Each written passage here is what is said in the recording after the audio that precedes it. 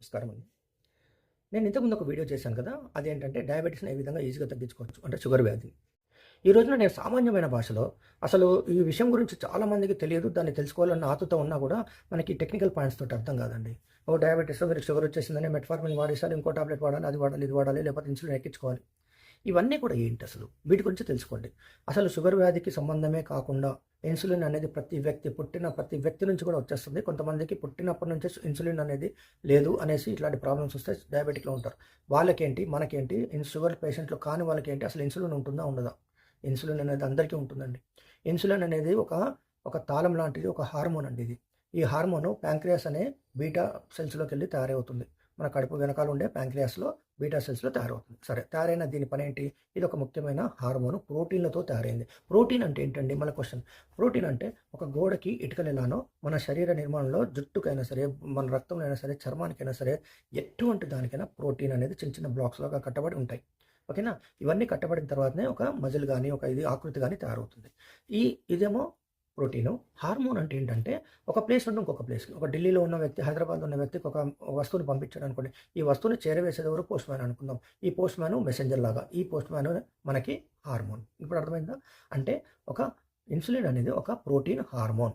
Protein hormone అనే మాటను ఎందుకు గట్టిగా చెప్తున్నానంటే ప్రతి హార్మోన్ ప్రోటీన్‌తో తయారవ్వదు. ప్రోటీన్ బ్లాక్స్‌తో తయారవ్వదు. అది హార్మోన్స్, కెమికల్స్ తోటి ఒక మాలిక్యూల్‌గా తయారవుతుంది. కానీ ప్రోటీన్‌ల నిర్మాణంతో తయారైన హార్మోన్ అనేది చాలా ముఖ్యమైనది. అది బాడీలో ఇది ఇన్సులిన్ అనేది కూడా ప్రోటీన్ హార్మోన్ కాబట్టి చాలా ముఖ్యమైన పని చేస్తుంటుంది.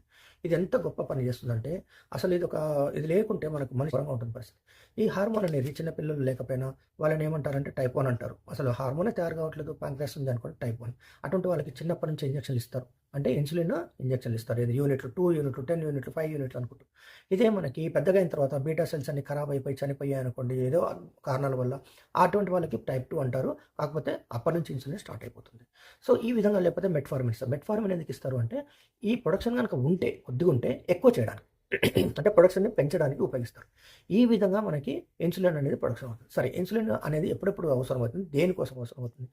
మనము తిన్నప్పుడు అది ఆటోమేటిక్‌గా ఏది తిన్నా సరే కడుపులో మనకి అరిగిన తర్వాత ఒక శక్తి రూపంలో, గ్లూకోజ్ రూపంలో బ్లడ్‌లో తిరుగుతుంటే అవి కణాలకు చేరుకున్నప్పుడు వాటి తాళాలను తెరిచి, అంటే ఏంటంటే ఇంటి బయటికి సరుకులొచ్చాయి. ఇంటికి తలుపేస్తుంది. తాళం ఉంది. ఈ తాళాన్ని ఎవరు కీ పెట్టి తీయాలి కదా! కీ పెట్టి ఓపెన్ చేసి తలుపులు తీస్తే ఆ వస్తువులు లోపలికెళ్తాయి. ఇదే పద్ధతిలో ప్రతి సెల్లు అంటే వెంట్రుక నుంచి చర్మాల వరకు, బ్లడ్‌లో వరకు అన్నిట్లో కూడా కణాలకి మీరు కోట్లాను కోట్ల కణాలు ఉంటాయని చెప్పిన ఈ కోట్లకి తాళం తీయడానికి ఇన్సులిన్ వచ్చి తాళం తీయాల్సిందే. అంటే ప్యాంక్రియాస్ ఈరోజు మీరు గనుక తిన్నారనుకోండి. ఒక 100 గ్రాములు తిన్నారు. 100 గ్రాములు తింటే ఎంత శక్తి వచ్చింది? 100 గ్రాముల కార్బోహైడ్రేట్‌కి ఒక్కొక్క గ్రాముకి 4 కిలో క్యాలరీల శక్తి. 100 గ్రాములకి అంటే 4 అంటే 400 కిలో క్యాలరీల శక్తి వస్తే ఇన్సులిన్ వచ్చేసి వీటన్నిటిని సర్దుబాటు చేస్తూ ప్రతి కణాని దగ్గరికెళ్ళి ఇన్సులిన్ మన తాళాన్ని ఓపెన్ చేసి శక్తిని లోపలికేస్తుంది. ఇలా వేస్తున్నప్పుడు కొన్ని కణాలు తీసుకోవు. అసలు ఇన్సులిన్‌ని రిజెక్ట్ చేస్తాయి. అలాంటి టైంలోనే ఇన్సులిన్ రెసిస్టెన్స్ అనే మాట వస్తుందనమాట. ఇది తర్వాత తెలుసుకుందాము. ఇప్పుడేంటంటే ఇన్సులిన్ ఎప్పుడెప్పుడు పెరుగుతుంది? ఇన్సులిన్ పెరగడం మంచిదా? ఇన్సులిన్ ఎక్కువుంటే అయిపోతుందా? లేకపోతే బయట నుండి ఇంజెక్షన్ చేసుకుంటే అయిపోయి కదా! ఇలా కాదు. ఏమవుతుందంటే మీరు ఎప్పుడు తింటారో తెలీదు. మీరు రోజుకి 10 సార్లు తినొచ్చు. కొంతమంది ఏది దొరుకుతది ఇట్లా ఇమ్మీడియేట్‌గా నోట్లో ఏసుకొని కొరికేస్తారు. కొరకంగానే దానికి సిగ్నల్ వెళ్ళిపోతుంది. బాబు ప్యాంక్రియాస్ రెడీగా ఉండు. ఆడేదో తినేస్తున్నాడు. ఆడు తింటున్నాడు అనంగానే ఇదేమవుతుందంటే ఇన్సులిన్ వచ్చి కూర్చోవాలి. మరి కూర్చోవాలన్నప్పుడు వాడు తినేది ఒక పల్లి తింటాడో, లేకపోతే ఎన్ని పల్లీలు తింటాడో, ఇంత పల్లి పట్టు తింటాడో, లేకపోతే ఇంత అన్నం తింటాడో తెలీదుగా. మరి అట్లా తయారవ్వడానికి ఫాస్ట్‌గా అది పని చేస్తూ ఉంటుంది బీటా సెల్స్. అంటే మీరు రోజు తినే టైం కాకుండా ఇష్టం ఉన్నట్టుగా తినడం వల్ల ఇన్సులిన్ ఎప్పుడెప్పుడు రావాలో తెలియక ప్యాంక్రియాస్ ఇబ్బంది పడిపోతుంటుంది. అంతే కదండీ! లోడ్ పడిపోద్ది కదా! ఇప్పుడు 10 మంది ఉన్నారు. వాళ్ళ పనాలు చేసుకుంటుంటే బాబు ఇక్కడికి వచ్చి పెయింట్ ఎయ్యి, బాబు ఇక్కడికి వచ్చి తుడువు, అది చెయ్యి, ఇది చెయ్యి. వాడి పని వేరే ఉంది. ఆడ అది చేసుకోకుండా ఇది చేస్తూ ఉంటుంటే మనకి ఇబ్బంది ఉంది. సో ఇది మామూలు విషయం. సరే, ఇప్పుడు ఏంటంటే ఈ ఇన్సులిన్ ఎప్పుడెప్పుడు లేస్తుందంటే మీరు తిన్నప్పుడల్లా లేస్తుంది. మీరు తిన్నది ఏంటనేది దానికి సంబంధం లేదు. అరటిపండు తిన్నా లేస్తుంది, మటన్ తిన్నా లేస్తుంది, ఎగ్ తిన్నా లేస్తుంది. లేకపోతే గనక మీరు ఇంకేదైనా మామూలు ఇంకేముంటాయి మనకి ఆకుకూరలు తిన్నా లేస్తుంది. ఏదైనా చట్నీ తిన్నా లేస్తుంది, ఏదైనా తిన్నా లేస్తుంది. సో ఈ విధంగా జరుగుతున్నప్పుడు ఏమవుద్దంటే ఇన్సులిన్ యొక్క ముఖ్య పని ఉన్న గ్లూకోజ్‌ని తీసుకుపోయి కణాలకు అందించడమే కాదు. మీరు సపోజ్ 100 గ్రాములు తినాల్సిన వాళ్ళు 500 గ్రాములు తిన్నారు బిర్యానీ పెద్దగా. ఒక 2000 క్యాలరీల బదులు 10,000 క్యాలరీస్ వచ్చేసాయి. ఈ 10,000 క్యాలరీలు 8,000 క్యాలరీని తీసుకుపోయి శక్తిగా మార్చాలిగా. ఇప్పుడు సపోజ్ 10,000 క్యాలరీలు తిన్నారండి. 1000 కావాలి. మీకు 9,000 క్యాలరీలు మిగిలాయి. ఒక్కొక్క క్యాలరీని ఫ్యాట్‌గా కన్వర్ట్ చేయడానికి 9 క్యాలరీలు కావాలి. ఫ్యాట్‌గా కన్వర్ట్ చేస్తుంది. సో దీనికి ఏమవుతుందంటే 900 గ్రాములు మీ ఫ్యాట్‌గా మారిపోయింది ఇవ్వాళకి. 900 గ్రాముల వల్ల మీకేం పెరగదుగా. 80 కిలోలు ఉన్నవాడికి 900 గ్రాములు అంటే 1000 కిలో పెరిగితే ఏం కాదులే అనుకుంటాడు. కాకపోతే రేపు తక్కువ తింటాడు, రేపు ఎక్కువ తింటాడు, అది అడ్జస్ట్ అయిపోతుంది. సో మొట్టమొదటి ఏం చేస్తుందంటే అది లివర్లోను మజిల్స్లోను గ్లైకోజన్ అనే సింపుల్ ఫార్మాట్లో తయారు చేస్తుంది శక్తిగా. తర్వాత మరీ మొండి వాటిని తీసుకుపోయి ఫ్యాట్ కింద కన్వర్ట్ చేసి ఆ మూలకు పడేస్తుంది. పడేసిన తర్వాత మీరు ఒక రోజు కనుక అన్నం తినకపోతే ఉపవాసం అని ఈ లివర్లోను మజిల్లోను ఉన్న గ్లైకోజన్ అనే శక్తి ముందు వాడబడుతుంది. ఓకేనా, అది ఖాళీ అయిపోతుంది. తర్వాత మరీ మీరు అట్లానే వదిలినారనుకోండి, మెల్లమెల్లగా ఏం చేస్తారంటే వాడికి ఎంత శక్తి కావాలి, రోజుకి 2000 అనుకోండి, సరే 1500 చాలులే, వీడు కాలు చేతులు ఆడేయట్లేదు ఉత్త కూర్చున్నాడు కదా అనేసి 1500కి పరిమితం చేసి ఆ 1500 మందానికి ఈ ఫ్యాట్ని కరగదీస్తుంది. ఆ విధంగా చేస్తూ ఉంటుంది అనమాట. లేకపోతే ఫస్ట్ మజిల్ తినేస్తుంది, ముందు దాన్ని తినేదు, ముందు మజిల్ తినేస్తుంది. సో మీరు ఏంటంటే ఎక్కువసార్లు మనము కార్బోహైడ్రేట్లు కానీ లేకపోతే తిండి కానీ ఏదో తింటూ ఉంటే ఇన్సులిన్ ప్రతిసారి పైకి లేస్తుంటుంది. ఇన్సులిన్ కనుక లేస్తే దాని పని ఓన్లీ ఇవే కాదు, దాపెట్టిన కొవ్వుని కూడా కరగనివ్వదు. మీరు ఏం చేస్తారంటే చాలా డైటింగ్లు చేస్తున్నాం, అది చేస్తున్నాం అంటారు కదా. డైటింగ్లు చేస్తే ఇన్సులిన్ ఓకే పర్వాలేదు ఉంటుంది, కానీ అంత తొందరగా లోపల దాన్ని కరగనియదు. ముందు బయట వాడిని అయిపోయినాక మీకు ఇమ్మీడియట్గా కొన్ని హార్మోన్స్ ఏం చేస్తే తినరా బాబు ఇడ్లీ అగో దోశ తిను అని చెప్తుంటాయి. మీరు చూడండి క్రావింగ్ అంటే ఎట్లా ఉంటుందో, 2 రోజులు మీరు తినకపోతే తిను అని చెప్తుంది. ఆ తిను అనే వరకు మీరు తినేసేవారు ఇంకా ఇన్సులిన్ రెచ్చిపోతుంది. రెచ్చిపోయి ఉన్న వాటిని కాపాడుకొని ఉన్న వాటిని కొత్త వాటిని తీసుకొచ్చి కలుపుతూ ఉంటుంది. దాని పని. మరి ఇప్పుడు విలనా హీరోనా ఏం, ఇప్పుడు సెక్యూరిటీ గార్డా 3 పనులు చేస్తుంది. సో మనల్ని మంచి దారిలో పెట్టేది ఇన్సులినే, కానీ దాన్ని శత్రువుగా భావించకూడదు. ఇప్పుడు ఏం చేయాలి మనము? సరే మరి ఏం తింటే ఇన్సులిన్ ఎక్కువ పెరుగుతుంది, ఏం తింటే తక్కువ పెరుగుతుంది? మనకి ఏంటంటే ఇన్సులిన్ ఎక్కువ పెరగద్దు, కావాల్సినంత పెరగదు, అంతే కదండి. సో కార్బోహైడ్రేట్ తింటే అలా లేస్తుంది, అలానే పడిపోతుంది. అంటే మీరు ఇడ్లీ తిన్నారు అనుకోండి, కార్బోహైడ్రేట్ అంటే ఇడ్లీలు కానీ అన్నం కానీ తొందరగా అలా పైకి స్పైక్ అయిపోతుంది. స్పైక్ అయిపోయి మెల్లగా అక్కడే పడిపోతుంది. మెల్లగా పడిపోయినప్పుడు ఏమవుతుందంటే ఇడ్లీలు మీరు 10 గంటలకు 9 గంటలకు తింటే మీరు 11:30 12 కానీ ఆకలేస్తుంది. అదే మీరు బ్రౌన్ రైస్ తిన్నారు అనుకోండి, కొంచెం టైం పడుతుంది. మిల్లెట్స్ తిన్నారు అనుకోండి, లేట్ అవుతుంది. అంటే గ్లైసెమిక్ ఇండెక్స్ లో టు హై, అంటే తక్కువ మరి గ్లైసెమిక్ ఇండెక్స్ ఎక్కువగా ఉన్న వాటిని తిన్నారనుకోండి ఎక్కువ ఇన్సులిన్ వస్తుంది. తక్కువ తిన్నారనుకోండి స్లోగా అరుగుతూ, అంటే ఫైబర్ ద్వారా స్లోగా అరుగుతూ తక్కువ ఇన్సులిన్ వస్తుంది. సో ఎక్కువ ఇన్సులిన్ తక్కువ ఇన్సులిన్ అంటే ఏంటి? ఇన్సులిన్ అనేది మనకు తక్కువ మోతాదులో ఉంటే ఆ కొవ్వుని తీసుకొని వచ్చేయచ్చు. అది దాకా పడుకుని ఉంటుంది కదా, మెల్లగా పోయి దాని బీరువాలో ఉన్న కొవ్వుని తీసుకొచ్చేయచ్చు. ఇది అనమాట మన టెక్నిక్. ఓకేనా. ఇప్పుడు ఏంటంటే ముఖ్యంగా ఇది కార్బోహైడ్రేట్ వల్ల స్పైక్ బాగుంది, మరి ప్రోటీన్ వల్ల స్పైక్ 45 degrees అలా పోయి అలా పడిపోతుంది. అంటే ఎక్కువ కాలం మనకు సస్టైన్ అవుతుంది, అంటే ఆకలి అవ్వదు, మెల్లగా పడిపోతుంది. నెక్స్ట్ ఏంటంటే ఈ ఫ్యాట్ ఇలా స్లోలీ ఒక 15 degrees 30 degrees లేసి అలా 15 degrees 30 degrees పడుతుంది. అంటే మీరు 9 గంటలకు ఇడ్లీ తింటేనేమో 11:30 ఆకలి అవుతాయి. ప్రోటీన్ అంటే ఎగ్గులు కానీ లేకపోతే మటన్ చికెన్ కానీ తింటే మీకు మధ్యాహ్నం 2-3 అయినా ఆకలి అవ్వదు. ఇదే ఫ్యాట్ అంటే డైరెక్ట్గా నెయ్యితో సంబంధం ఉన్న వాటిని లేకపోతే కనుక నూనెను కానీ డైరెక్ట్గా మీరు 10 grams అట్లా నూనెలో వేసుకొని నిమ్మకాయ పెట్టుకొని తాగేయచ్చు. ఆ విధంగా కనుక తిన్నారనుకోండి, అంటే పెరుగు మీద మీగడ కూడా తినచ్చు, చీజు ఇవన్నీ ఉన్నాయి కదండి, బటర్ కానీ ఇవన్నీ, వీటిని ఏదో విధంగా తిన్నారనుకుందాం. అది ఏమవుతుందంటే 9 గంటలకు తింటే మీకు రాత్రి 8, 7, 9 అయినా కూడా మీకు ఆకలేదంటే అంత ఘోరంగా ఉంటుంది ఫ్యాట్.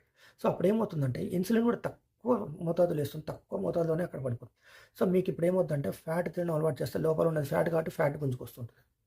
మనం రోజు అన్నం తింటే అన్నం ఉంటే ఇంకా అన్నాన్ని తీసుకుంటుంది, లేకపోతే ఫ్యాట్ని తీసుకోవద్దు తొందరగా, మళ్ళీ అన్నం కోసం చూస్తుంటుంది. అట్లానే మీరు ఫ్యాట్ తింటే ఫ్యాట్ తీసుకుంటుంది. ఇది ఓకే, ఇదొక సిస్టమ్. మనకి ఇన్సులిన్ మరి తగ్గించుకోవాలన్నా పెంచుకోవాలన్నా అన్నెసరిగా పెంచకూడదు, అది ఎంత రావాలో అంతే రావాలి. అది కనుక రెసిస్టెన్స్ సపోర్ట్ బాగా పెరుగుతుంది అనుకోండి దాని యొక్క ఉత్పత్తి, అదేమవుతుంది బీటా సెల్స్ వీక్ అయిపోతాయి. అండ్ మీరు రోజు యాంటీబయాటిక్ వేసుకున్నారనుకోండి, మీకు రోజు పెయిన్ కిల్లర్ వేసుకుంటున్నారు, ఆ పెయిన్కి అలవాటు అయిపోయి ఇంకా పెద్ద పెయిన్ కిల్లర్ కావాలి, ఇంకా పెద్ద పెయిన్ కిల్లర్, ఇంకెక్కువ మోతాదులో కావాలి. సో మీరు ఈ విధంగా చేస్తూ పోతుంటే మీ నొప్పి తగ్గదు, కానీ మీరు ఎన్ని టాబ్లెట్లు వేస్తుంటారు. అట్లానే ఇన్సులిన్ కూడా మీరు బయట నుండి టాబ్లెట్లు వేయడం మొదలు పెడితే పెరుగుతుంటే కానీ తగ్గవు. ఆ తర్వాత ఇవి గ్యాంగ్రీన్లని అక్కడని ఇక్కడని, అంటే బ్లడ్లో ఉన్న షుగర్ని దాపెడుతున్నాం మనం, ఇన్సులిన్ ఇచ్చేసి దాన్ని తీసుకుపోయి అక్కడ దాపెడతారు, అంతే తప్ప మీ టాబ్లెట్ల వల్ల ఎఫెక్ట్ ఏం జరగవు. ఓకేనా. ఇప్పుడు మీరు వేసుకునే ఈ ఇన్సులిన్ అంటే డైరెక్ట్ మీకు అర్థమైంది. మన ఇంకా వేరే టాబ్లెట్లు కొన్ని ఉంటాయి, అవేం చేస్తాయి అంటే ప్యాంక్రియాస్ని ప్రేరేపిస్తాయి. ఓకేనా. మెట్ఫార్మిన్ ఉంటుంది, ప్రేరేపిస్తుంటుంది. అలా ప్రేరేపిస్తే అవి ఏమవుతుంది, మెల్లమెల్ల ఖరాబ్ అయిపోతుంది. ఎంత తయారు చేస్తుంది, అది ఖరాబ్ అయిపోతుంది. సో ఈ విధమైన ప్రాబ్లమ్స్ని తట్టుకోవడానికి మనం ఇన్సులిన్ని తక్కువ తీసుకోవాలంటే తక్కువ తినాలి. ఏం తినాలి కూడా ఇంపార్టెంట్, కార్బోహైడ్రేటా ప్రోటీనా లేకపోతే ఫ్యాటా. వీటిని కొద్ది కాలం చేస్తే మీరు ఎక్కువ కాలము ఆనందంగా ఉండగలుగుతారు. వీటిని ఒక నెల చేశారు, ఒక నెల ఈ విధంగా తిన్నారనుకోండి, మీరు 1.5 సంవత్సరం వరకు కూడా హ్యాపీగా తినచ్చు.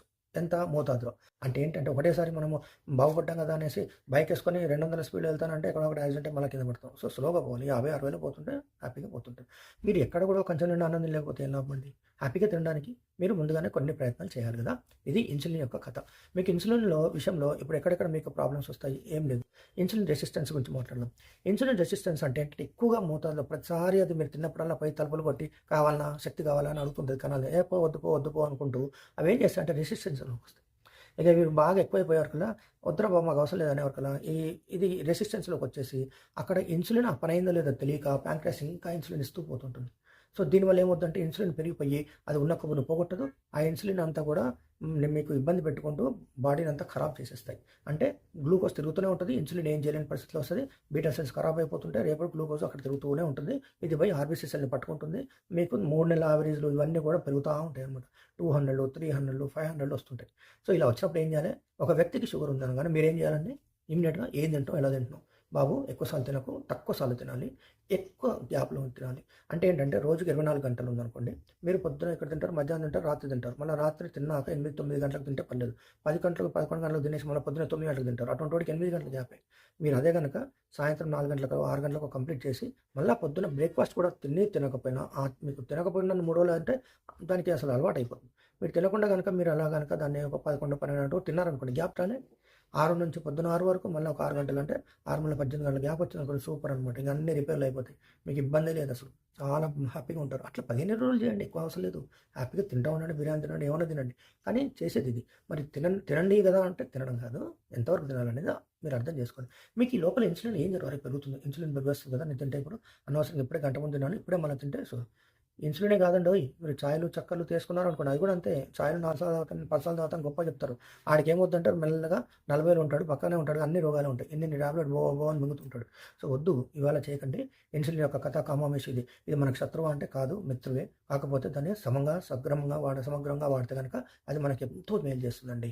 ఈ విధంగా మీరు ఈరోజు ఇన్సులిన్ గురించి తెలుసుకున్నారు. ఇంకా ముందు ముందు దాంట్లో 100%గా ఇంకా మంచి విషయాన్ని తెలుసుకోబోతున్నారు. అసలు షుగర్‌ని పూర్తిగా కంట్రోల్ చేసే విధానాలు, దీనివల్ల షుగర్ వల్ల వచ్చిన ఈ తిమ్మిర్లు గానీ, మంటలు గానీ, ఆ నొప్పులు, ఈ నొప్పులు లేకపోతే గనక మీకు గ్యాంగ్రీన్‌లు గానీ ఎటువంటి రాకుండా ఏం చేయాలి? వస్తే ఏం చేయాలి? వీటన్నిటి గురించి సమగ్రంగా చెప్పబోతున్నాను. సో, వీటినన్నిటిని మీరు చూడాలి అంటే 100%గా వీటిని కూలంకుషంగా వినండి. మీకు మంచి దోస్తులకి లేకపోతే ఫ్రెండ్స్‌కి మంచి కోరుకునే వాళ్ళు ఉంటారు కదండీ! వాళ్ళందరికి షేర్ చేయండి. ఏదో ఒక రోజు వీడి వల్ల నేను తగ్గాను. వీడి వల్ల నాకు షుగర్ తగ్గింది. ఇన్సులిన్ అంటే ఏంటనేది తెలుసుకున్నాను. అదొక మంచి హార్మోన్ అని తెలుసుకున్నాను. దీన్ని మనం ఎలా వాడాలి? దాన్ని ఎలా ప్రేరేపించాలని తెలుసుకున్నాను. నేను ఇన్ని మందులు వాడుతున్నాను. మీరు 10 ఏళ్ల నుంచి డాక్టర్ దగ్గరికి మందులు ఇస్తూనే పోతున్నాడు. మెట్ఫార్మిన్ ఫస్ట్ 500 స్టార్ట్ అయ్యి ఈ రోజున 2000కి వెళ్ళిపోయింది.